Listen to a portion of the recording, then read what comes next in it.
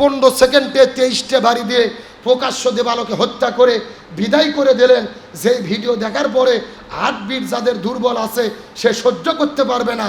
এত লোহমর্ষক মর্মান্তিক ঘটনা, মানুষ হয়ে মানুষকে, ঘুমন্ত মানুষকে হাতুড়ি দিয়ে পিটাইয়া বিদায় করে দিচ্ছে। হত্যা রাজধানী চলতেছে। হাসিনাকে পালিয়ে দিয়েছি, 1 বছর পার হয়ে গেল।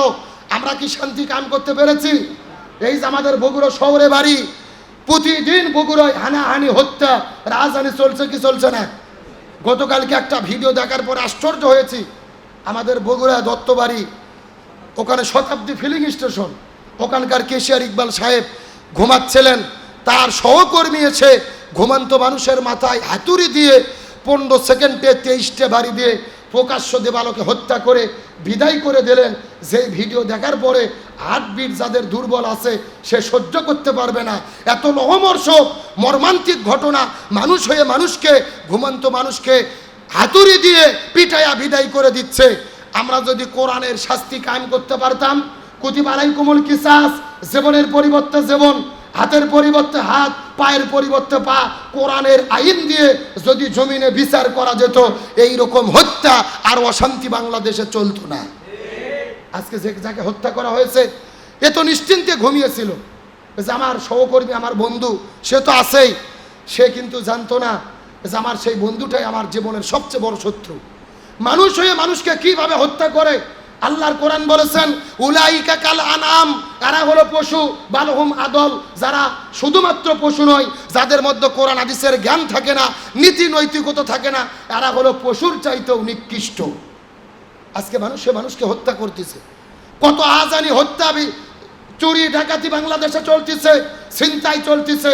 আমি পরিষ্কার করে বলতে চাই, যদি সব কিছুকে দূরীভূত করে শান্তি কায়েম করতে চাই, কিসের নীতি জমিনে কায়েম করতে হবে? আর একটু জোরে বলেন।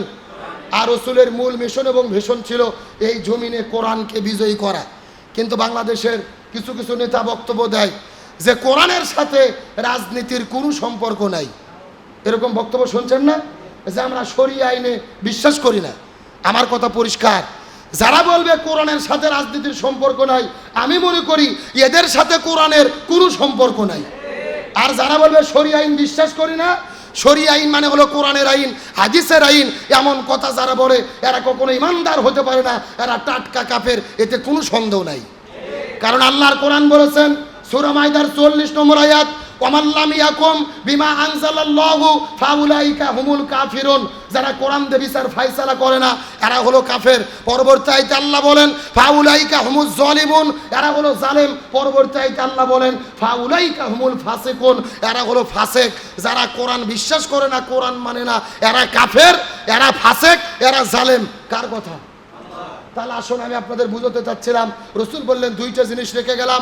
1 নম্বর কিতাব আল্লাহ, আল্লাহর কিতাব। 2 নম্বর সুন্নাতে রসুলি, আমি নবী আমার সুন্নাত। এই 2টা যদি তোমরা আঁকড়ে ধরতে পারো তাহলেই তোমরা সফল কাম হবে, শান্তি এবং মুক্তি পাবে। আপনাদের উদ্দেশ্যে বলতে চাই, রসুল হাদিস শরীফের মধ্যে বলেছেন আখিরে জামানায় কিয়ামতের আগে আমার একটা মৃত সুন্নাতকে যারা আঁকড়ে ধরতে পারবে, আমি নবী বলে দিলাম আল্লাহ তাদেরকে 100টা গলা কাটা শহীদের সওয়াব দান করবে। কয়টা শহীদ বললাম? কয়টা সুন্নাত আঁকড়ে ধরা লাগবে? তবে শর্ত হলো মৃত সুন্নাত। কি সুন্নাত? এখন আমরা একটু হাদিসের ব্যাখ্যাটা বুঝি, মৃত সুন্নাত কাকে বলে। আচ্ছা বলেন তো, মাথায় টুপি দেওয়া কি? সবাই বলেন মাথায় টুপি দেওয়া কি? এই সুন্নাত কি বাংলাদেশে মরে গেছে না বেঁচে আছে? এই যে আমি টুপি দিয়েছি, আমার দায়িত্বশীল ভাইরা দেয় নাই, আবার ওই ভাই টুপি দিছে, আপনারা দেন নাই, তার মানে বোঝা গেল একেবারে মরিয়ে যায়নি। আচ্ছা বলেন তো, মুখে দাড়ি রাখা কি? এই সুন্নাত কি মরে গেছে? কেউ দাড়ি রাখে, কেউ রাখে না, তার মানে এখনো বেঁচে আছে। মিষ্টি খাওয়া কি? আলহামদুলিল্লাহ, এটা তো সবাই পালন করি নাকি? আচ্ছা, আমি আপনাদের বুঝতে চাচ্ছি, একটা মাত্র সুন্নাত পৃথিবীতে মরে গেছে। আপনারা বলতে পারেন সেই সুন্নাত কোনটা? এক একজন এক এক উত্তর দিয়েছেন, গভীর মনোযোগ। আমার নবী মক্কা থেকে মদিনায় হিজরত করেছেন। মদিনায় যাওয়ার পরে মদিনা নামক রাষ্ট্র গঠন করে, নবী ছিল রাষ্ট্রপতি, 10 বছর কোরআন দিয়ে মদিনা নামক রাষ্ট্র পরিচালনা করেছে। বর্তমানে তামাম পৃথিবীতে 195টা দেশের ভেতরে 57টা মুসলমান সংখ্যাগরিষ্ঠ দেশ, একটা দেশও বাকি নাই যেখানে 100% কোরআনের আইন চলে। সৌদি আরবে আছে, তবে 100% নাই। রাজতন্ত্র হারাম, রাজতন্ত্রতে দেশ চলে। তার মানে বুঝাতে চাচ্ছি কোনো দেশের ভেতরে বর্তমানে 100% কোরআনের আইন নাই। আর এটাই হলো রসুল বলেছেন, একটা মৃত সুন্নাতকে আঁকড়ে ধরলে 100টা গলা কাটা শহীদের সওয়াব। এই সুন্নাত শুধু মাথায় টুপি দেওয়া নয়, এই সুন্নাত শুধু মুখে দাড়ি রাখা নয়, এই সুন্নাত শুধু মিষ্টি খাওয়া নয়, এই সুন্নাত হলো নবীর তরিকায় এই সমাজ কোরআন দিয়ে পরিচালনা করা। আর এই সুন্নাত যদি আমরা আঁকড়ে ধরতে পারি, তাহলে আমরা 100টা গলা কাটা শহীদের সওয়াব পাবো ইনশাআল্লাহ। এখন আপনাদের উদ্দেশ্য করে বলতে চাই, সেই সুন্নাত কায়েমের জন্য আমরা কি কাজ করতে রাজি আছি? জোরে বলেন রাজি আছি। আমরা তো ইসলামী আন্দোলনই করি। আমাদের মূল লক্ষ্য উদ্দেশ্য আল্লাহ প্রদত্ত, রাসূল সাল্লাল্লাহু আলাইহি ওয়াসাল্লাম প্রদর্শিত বিধান অনুযায়ী মানুষের সার্বিক জীবনের পুনর্বিন্যাস সাধন করে আল্লাহর সন্তুষ্টি অর্জন। তার মানে আল্লাহর জমিনে আল্লাহর দ্বীন আমরা কায়েম করতে চাই, আল্লাহর বিধান রসুলের আদর্শ আমরা কায়েম করতে চাই। তবে কায়েম যদি করতে না পারি, তাহলে কি আমরা ব্যর্থ হব? ভালো করে বুঝবেন, বাংলাদেশে ইসলাম কায়েম করতেই হবে। এই দায়িত্ব দিয়ে আল্লাহ আমাদেরকে প্রেরণ করে নাই। আল্লাহ আমাদের দায়িত্ব দিয়েছে চেষ্টা করা। যেটা বলেন কি করা? আমরা চেষ্টা করতে করতে মরে যাব। দিন কায়েম হোক আর না হোক, আমাদের চেষ্টার কারণে আমরা আল্লাহর জান্নাতে চলে যাব ইনশাআল্লাহ। বলেন দিন কায়েম হতেই হবে, এটা বাধ্যতামূলক নয়। রসুল হযরত আল্লাহর পয়গম্বর হযরত নূহ আলাইহিস সালাম 950 বছর ধরে দ্বীনের দাওয়াতি কাজ করেছে, ঈমান গ্রহণ করেছে মাত্র 82 জন। এখন নূহ নবী দ্বীন কায়েম করতে পারেনি, এই জন্য নূহ নবী কি জাহান্নামে যাবে নাকি? না, দ্বীন কায়েম করতেই হবে, এটা দায়িত্ব নয়। আমাদের দায়িত্ব হলো চেষ্টা করা। জোরে বলেন কি করা? আমরা যদি চেষ্টা করতে করে জমিন থেকে বিদায় নিয়ে যেতে পারি, এর ওসিলায় আল্লাহ আমাদেরকে জান্নাত দেবে। আল্লাহ তাআলা আজীবন আমৃত্যু এই জমিনের ভেতরে দ্বীন কায়েমের আন্দোলনের কর্মী হিসেবে আমাদের কাজ করার তৌফিক দান করুক। বলেন আমিন। আসলে আমি আপনাদের বলতে চাচ্ছিলাম, তাহলে রসুলের জীবনকে আল্লাহ তাআলা আমাদের মেনে চলাকে ফরজ করে দিয়েছেন। তার পেছনে প্রধান কারণ কয়টা? 1 নম্বর শ্রেষ্ঠ আদর্শ, 2 নম্বর শ্রেষ্ঠ চরিত্র, 3 নম্বর সর্বশ্রেষ্ঠ রহমত। এই 3টা কারণে আপনার জন্য আমার জন্য রসুলের জীবন মেনে চলা ফরজ। এখন রসুলের জীবন আমরা কি পরিপূর্ণ জীবনে মানতে রাজি আছি? যেই রকম রসুলের তরিকায় আমরা মাথায় টুপি দেবো, মুখে দাড়ি রাখবো, ব্যক্তি, পরিবার, সমাজ, রাষ্ট্র, রান্নাঘর থেকে শুরু করে সংসদ পর্যন্ত, জন্ম থেকে শুরু করে মৃত্যু পর্যন্ত সকল জায়গায় রসুলের আদর্শ মেনে চলতে আমরা কারা কারা রাজি? ছোট্ট করে একটু হাত তুলে দেখাই। লিল্লাহি তাকবীর। হাত নামান। আল্লাহ তাআলা আমাদের সকলকে রসুলের জীবনে আদর্শগুলো সকল অবস্থায় মেনে চলা তৌফিক দান করুক। সকলে বলেন আমিন।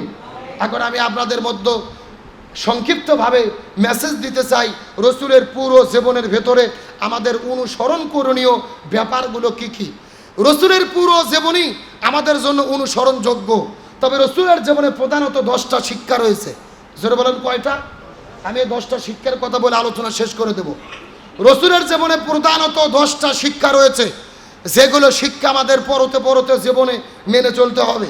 রসুলের জীবনের 1 নম্বর শিক্ষা হলো, রসুল সব সময় আল্লাহকে স্মরণ করতেন। কাকে স্মরণ করতেন? তাহলে আমরা যদি রসুলের উম্মাত বলে দাবি করি, ইসলামী আন্দোলনের কর্মী বলে দাবি করি, আমাদের সর্বাবস্থায় কাকে স্মরণ করতে হবে? আল্লাহর কোরআন বলছেন, ফাজকুরুনি আযকুরুকুম ওয়াশকুরুলি ওয়ালা তাকফুরুন। তোমরা আমি আল্লাহ আমাকে স্মরণ করো, আমিও তোমাদেরকে স্মরণ করব।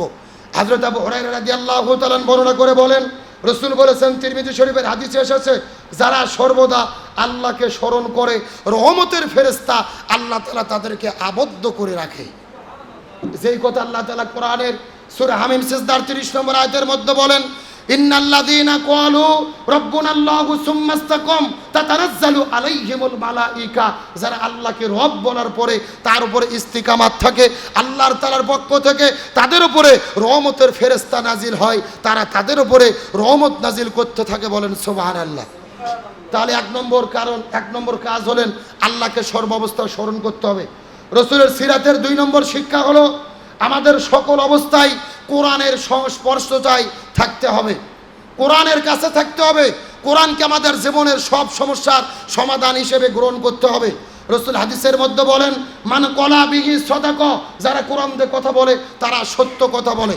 ওমান আমিলা বিহি উজিরা, যারা কোরআন দিয়ে আমল করে আমি নবী নিজের হাতে তাদেরকে তার যাজা দান করব। সুবহানাল্লাহ বলেন। রসুল তারপরে বলেন, ওমান হাকামা বিহি আদিলা, কোরআন দিয়ে যারা বিচার করে তারাই ন্যায় বিচার করে। ফামান তাবিয়া হুদা, যে কথা আল্লাহ কোরআনের মধ্যে বলেছেন যে আল্লাহ তারা তাদেরকে হেদায়েতের উপরে রাখবে। মান কলা বিহি সদাক, ওমান আমিলা বিহি উজিরা, ওমান হাকামা বিহি আদিলা, ওমান দাআ ইলাইহি হাদা ফাকাত হুদিয়া ইলা সিরাতিম মুস্তাকিম। যারা কোরআন দিয়ে মানুষদেরকে ডাকে আর এই ডাকে যারা সাড়া দেয় আল্লাহ উভয়কে হেদায়েতের উপরে পরিচালিত করে। বলেন সুবহানাল্লাহ। এখন আমরা যে আন্দোলন করি আমরা কিসের দিকে মানুষদেরকে ডাকি? আর একটু জোরে বলেন। ওমান আহসান কওলাম মিম্মান দাআ ইলাল্লাহ ওয়া আমিলা সালিহাও ওয়া ক্বালা ইন্নানি মিনাল মুসলিমিন। তার চাইতে কার কথা উত্তম হতে পারে যারা মানুষদেরকে আল্লাহর দ্বীনের দিকে ডাকে, নিজেও আমল করে এবং পরিচয় দেয় আমরা একজন মুসলমান। তাহলে রসুলের জীবন থেকে আমাদের 2 নম্বর শিক্ষা হলো আমরা কোরআনের সংস্পর্শতায় থাকবো।